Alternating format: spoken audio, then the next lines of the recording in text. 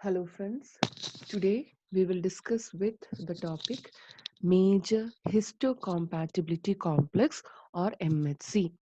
So what are they? Normally this complex speaks about a genetic complex, that is a collection of genes, and it comes about 70 genes, 70 or more genes, and these genes will be located on the chromosome 6. We believe that it is being placed on the chromosome 6, and it has been placed in different loci, that is multiple loci. So MHC is nothing but a complex of genes which are located on multiple loci, and as these are genes, they will be responsible to produce or code for proteins. So these complex genes are responsible to give out a protein which is a glycoprotein. In fact, it is a membrane bound protein or receptor. That is, these proteins, these glycoprotein will be seen on the membranes of a cell membrane. And we can see that these glycoproteins are nothing but are of two types, that is class 1 MHC molecule and class 2 MHC molecule. And we have seen earlier that class 1 MHC molecule is a receptor, is a glycoprotein which is seen on the membrane of cells, and these are responsible to present the antigen to a cytotoxic T cells. Whereas class 2 MHC molecule, the second one, is being seen on antigen presenting cells like phagocytes, like macrophages, and they are also responsible to present the antigen, but to a helper T cell.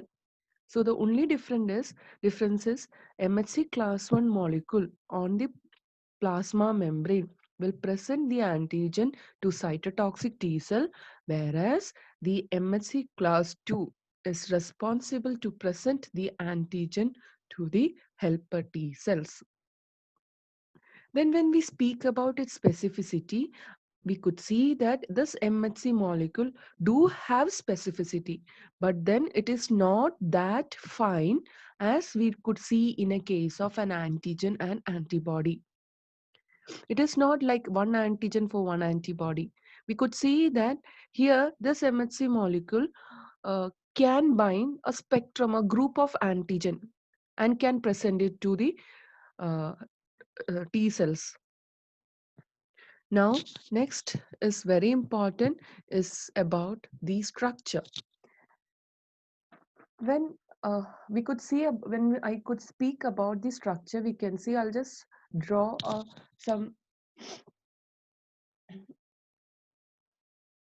the picture. We could see that when I take, just imagine, this is the plasma membrane of a of a cell. So we could see this, I'm going to explain the structure of the two glycoprotein belonging to two classes, that is class 1 and class 2. I could see if this is the plasma membrane, then of course I can say that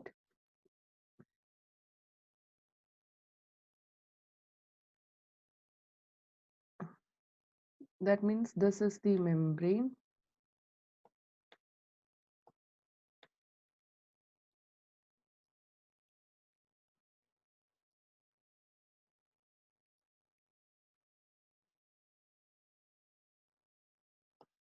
and this of course inside the cell, that is cytosol.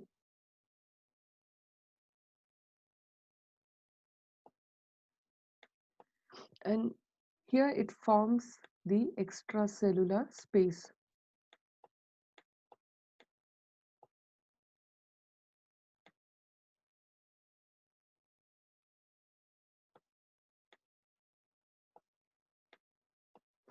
So this is the MHC class 1,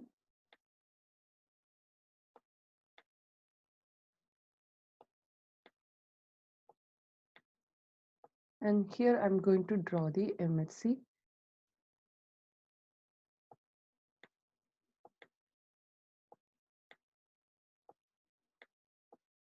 MHC class 2. So what we could see is that these protein, glycoprotein, is a heterodimer. These are heterodimer, and both the MHC1 and MHC2 are having a very similar structure. That's why I'm going to draw it parallelly so that it can be compared. So both of them, as we know, it is transmembrane. This is a glycoprotein which is a transmembrane, and its second thing is that it is heterodimer, that is made up of two polypeptide chains which are different from each other. That's why heterodimer.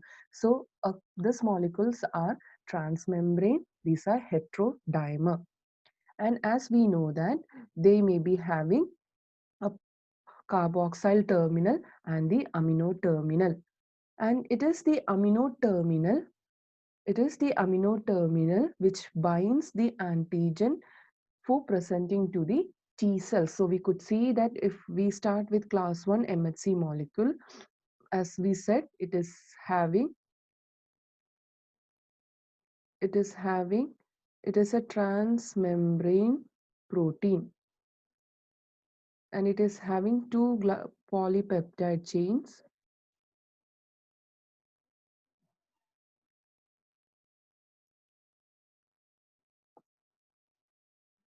It is having a two polypeptide chains.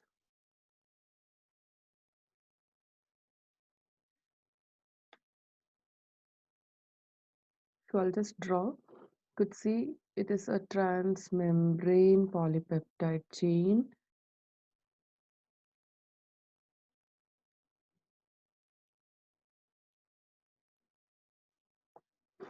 So here we could see that this is one chain, and it is as we expect, since it is a polypeptide, it is having a carboxyl terminal, and outside it will be having a amino terminal.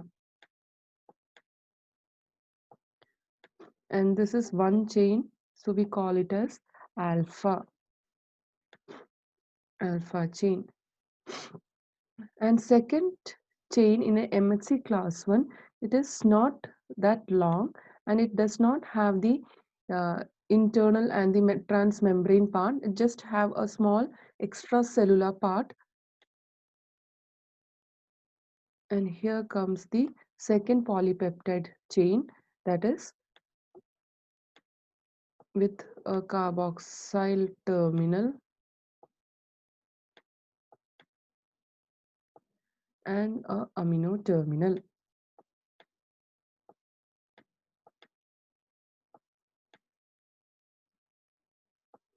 And we can see that since this is small one, I can call it as beta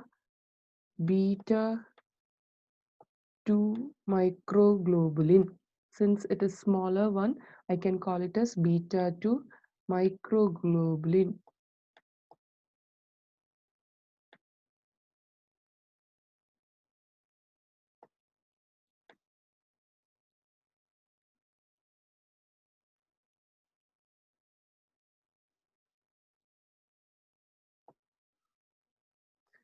So this is the structure of MHC class 1. So as I said, it is having two polypeptide chains, and the two polypeptide chains are different from each other, and inside the cell membrane we could so this is a transmembrane, so it may be having a cytosolic part, it may be having a membrane part, and it may be having an extracellular part. This completely together forms a single protein, and two chain, that is alpha chain, and one smaller one, since it does not have the inner part cytosolic and the membrane part, only the extracellular part is being present, we call it as beta 2 microglobulin. So this is beta 2 microglobulin.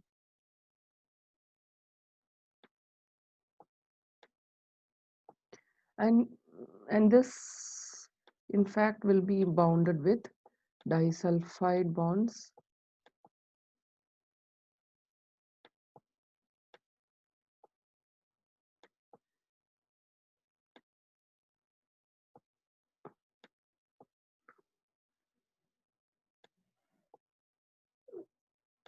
So I can say that, and this two polypeptide will be joined together by the non-covalent bonds. So here this is the MHC class 1, and I can see that this MHC class 1 receptors will be seen on almost all the nucleated cells. So they will be present on almost all the nucleated cells of our body. So whichever cell is damaged, which may be having intracellular infection, or those which have lost its normal control and must have converted into a cancer cell, that means a damaged cell, but then a nucleated cell with maybe having this receptor. So once they are having an intracellular infection, those antigen will be processed and will be presented by this MHC class 1. And they will present the antigen to the, that processed a small part of the antigen to the cytotoxic T cells. So what happens is that once cytotoxic T cells come in contact with the antigen presented by MHC class 1, they will release some chemicals which will cause holes, or which develop spores on the damaged or the cancerous cells, so that those cells will be losing its integrity and will be uh, destroyed. So that is MHC class 1. And similarly, when we speak about MHC class 2, MHC class 2 also we can see that it is having the similar structure. And I can say that if I say it is having two chains, and both the chains are transmembrane in this condition, that is, it is having alpha chain and beta chain. If this is the alpha chain,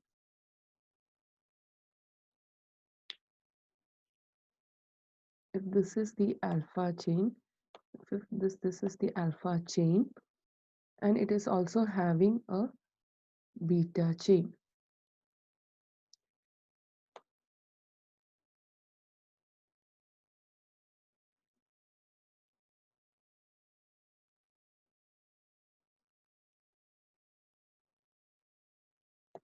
Here also, since here it is made up of two polypeptide chains, that is alpha and beta.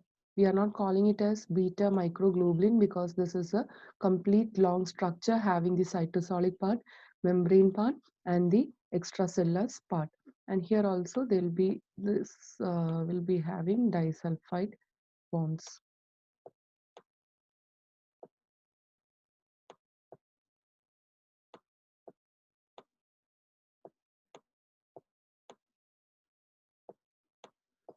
Yes, of course, carboxyl terminal. Both the polypeptide chain will be having carboxyl terminal,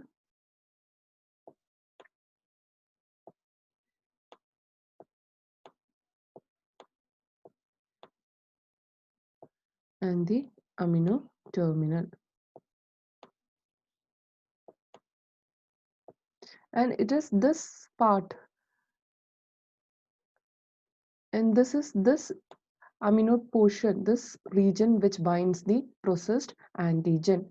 And so the amino acid sequence present in this area will be having variability, and it varies from one MHC to another. Here, this is the area where the antigen is being bound. That is the moiety between the amino terminals of the two chains, the moiety, the space present between the two amino terminals of two chains.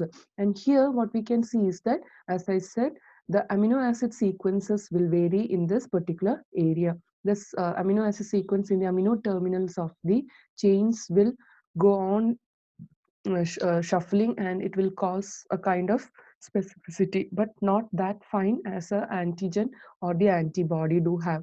And we can see that this MHC1 and MHC2, these are having a immunoglobulin like structure. We could see this part, we can see that they are having a immunoglobulin like region. This is the immunoglobulin like region they are having. So this structure, we can see that since they are having a immunoglobulin like region, we believe that this MHC1 and MHC2 molecule and immunoglobulin might have originated from almost a common um, or common origin or common history of origin they may be possessing. And what we can see is that in case of human beings, this molecules we call this MHC as human leukocyte antigen, and they are being presented by particular genes, and we call that gene and its product, that protein, as human leukocyte, HLA, human leukocyte antigen. So that's it. And another thing I have just left to us, in the case of MHC class 2, they are responsible to present the processed antigen to a helper T cell. And what we can see is that this particular receptors will be only seen on phagocytic cells like macrophages, dendritic cells. And what we do observe is that here the antigen will be an extracellular antigen, which might have been phagocytosed by a phagocytic cell like a macrophage, and it might be processed inside the phagocytic macrophage, and that will be presented on its surface by the MHC2. So it will be presenting the antigen to a helper T cell. So that's all for this MHC 1 and 2. Hope that was clear to you. Thank you.